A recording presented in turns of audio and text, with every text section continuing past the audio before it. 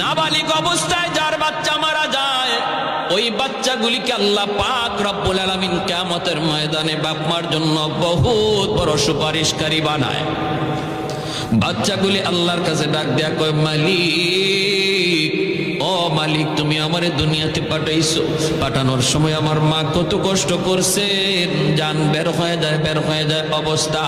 এরপরে আমি দুনিয়াতে আসলাম, এত কষ্ট আমি মাকে দিলাম, কিন্তু মার কোনো খেদমত আমি করতে পারলাম না, আমার মা ঋণ আমি শোধ করতে পারলাম না।